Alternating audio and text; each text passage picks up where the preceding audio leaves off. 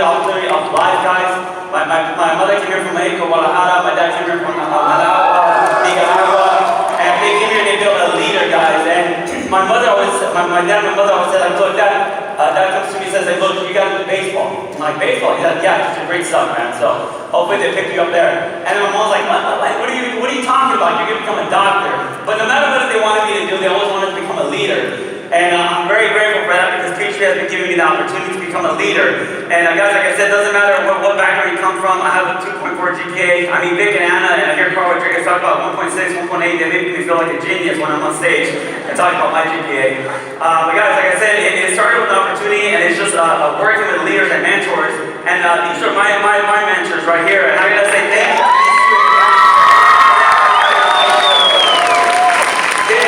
He gave me an opportunity. I was on Home Goods. I was wearing a tank top and shorts, and he came up to me and complimented me, and that made my day. And he said, "Hey, you look really sharp." I was like, "Thank you." And I was wearing a tank top and shorts, so I was like, "Okay."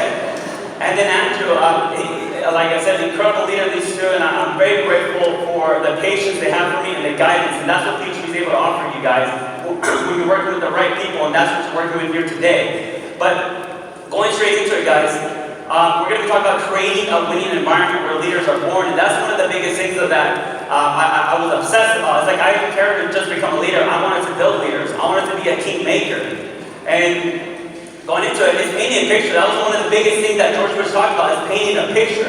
And the first one is envision what you want to create. Envision what you want to create. That's the biggest one. Maybe you might not be where you want to be right now, but picture it. Speak it into existence. Get everybody's buy-in. What type of office you want to run, guys? When I left the Pasadena office and went to the Montebello office, that was something brand new. I was 24 years old. I'm like, okay, we're gonna figure this out somehow. But it's creating an identity. That was the next one. Creating an identity and getting everybody's buy-in. Like, what kind of office you want to run? We call ourselves the PHDLA office, Montebello. We're right next to UCLA. We're right next to downtown LA, so we want to be able to create that identity. That's a big deal. And the other one is selling a dream, guys. I think the biggest one is like, who are you going to become? What kind of lifestyle you want to live?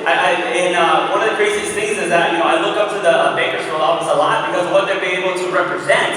And I talk about it all the time, and it's going to be an interesting picture I go next on it, and I'll tell you what I mean. When I would tell my team, like, guys, just picture this. And Bakersfield does an incredible job. Like, you see all these beautiful cars, like, Maserati, BMW, Audi, Bentley. And I tell them, I'm like, guys, this is what we're going to do. We're going to have beautiful cars parked right in front of the office. And you're going to see people, like, they're going to take, like, a 2-second turn. Like, why are there so many gorgeous cars there? They probably think Nautical's working there or something like that. But it's okay. Another one is the creative code of honor. This is one of the big separators that we're able to do. And we all, as leaders, we all got together and created a code of honor. We ended up calling it the blueprint, and that was a big deal to have the guidelines. And then the other one is pregame. A pregame always has to be fired. You gotta come to our pregames. If you haven't seen our pregames on social media, it is lit, by the way.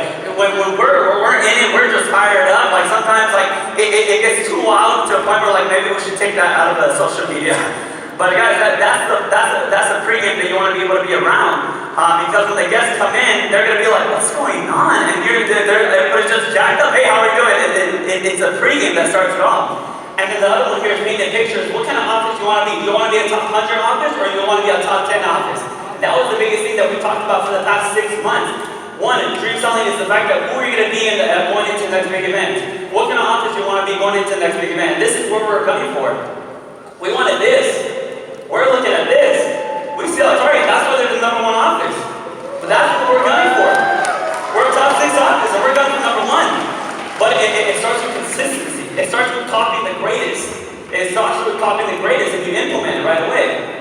But that's what we wanted to take forth. But an obsession, creating a competitive environment. Guys, we're so competitive, by the way. I mean, our women are much more competitive than the guys, but we have to take the guys to counseling. I feel sorry for them sometimes. Like, dang, did you really just say that to them? So they have to take some counseling sometimes for the guys. A great environment that everybody wants to be a part of, guys. One of the biggest things I always talk about is like, we're going to make one of the most and the craziest environments where people just want to come and visit our office. Other people just want to be a part of it. We're going to have other MDs come from different states to take a look at it and just be a part of it. So that's what we want to be able to create that environment. The other one is create incentives. That was one of the biggest things is I wanted to be able to make an office, but there's always something to look for. There's there's always something exciting to be able to run for. An incentive, and then the other one is create an environment where leaders are able to rise. That's one of the things is that we don't keep the same individuals out there training or other people. We want to be able to provide people that to be able to step up, new leaders to rise. And then the next one is I love spoiling my team, but they deserve it. But spoiling the team is the biggest thing, and that's what Patrick talks about. If you don't take care of your people, somebody else will. And that's my obsession right there. This is interesting. Yeah, if you haven't felt these emotions, like I don't know what you're doing in the business. Guys, I gotta tell you, when we first went into the Montebello office, there was about like 6 to 7 MDs there. 6 to 7 MDs and 6 to 7 MDs, 6 to 8 agents. And there was one MD and we got there, and our first BOM, there was about 20 guests. Our first BOM, 20 guests. There's more guests than agents. The guests were talking to each other, like, what are you doing here? I don't know, what are you doing here? I got invited. We're all like scared of what's going on. And we set up the BOM, everybody's sitting down, and I'm the one presenting the BOM, and everybody's just, grabbing a seat, and then we have one guy just passing along, it's a homeless guy. He's like, what's going on? He's like, come in. We invited everybody that night. And so everybody's lined up, we're sitting down, and I do my opening, and then it's like, okay, so BOM's about to start, so I push play, how to create wealth video with Patrick and David. That was my BOM. And guys, I was in the front, the guests were in the back, and the whole time we were like standing here, and I'm like smiling for like an hour and 30 minutes, waiting for the video to end. I was like, why did I stand up? I should have just sat down. The guy, the homeless guy, was only sticking with the BOM, like, I'm terrible. It was fire that day. Question, how many people do you think came on board that day? 0. That hurt. 0. Nobody came on board. Man, these emotions started rising. Next meal comes around, guess how many guests show? This time. Guess how many guests? 1. So I rally up the team. Guys, we have 1 guest. All of you, I rally up the agents. We're all going to pretend we're guests, and 3 of us are agents. Got it? Got it? All right, let's get together. All right, BOM starts. All right, going through the BOM. Everybody's answering like guests. And then it breaks out, and then we're doing interviews. And the guest actually sits down with one of the directors. Now he's an MD, Christian Arceo. And we're actually doing interviews with the agents as well. Daisy actually was sitting down with me. I was going through the 3 parts of training. Right in the middle, it's like, you know what? We're not gonna. We kind of said, honestly, we're looking for specific people. So I take out one of my agents to make it look more intense. And then Christian Arceo, I'm just listening in. And he's going through the whole 3 parts, gets all the information, and the guy walks out, and then I go to Christian, how'd it go? He came on board. He's like, yeah, that's good. So we're quickly looking through the paper. He's missing social. We call. No answer. So most people would just say, you know what, let's just go back. We're not ready for this. Or most of us would just quit. Guys, you guys gotta face these emotions, and these were the emotions that were playing in my head most of the time. But it's just consistent and staying in that path. Because this is how we started.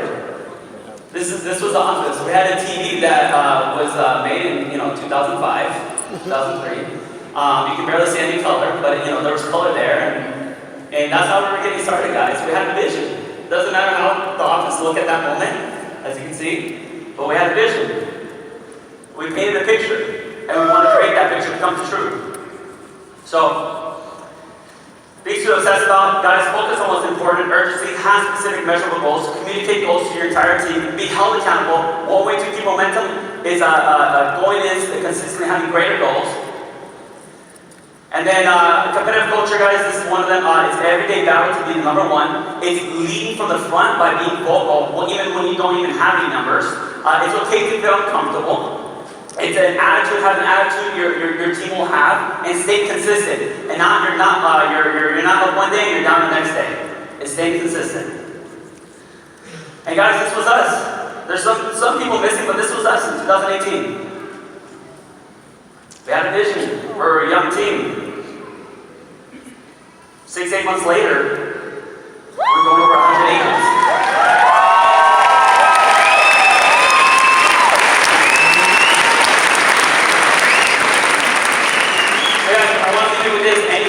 If you put your mind to it, if you're always obsessed about what you want to do and what you want to become, it's going to happen.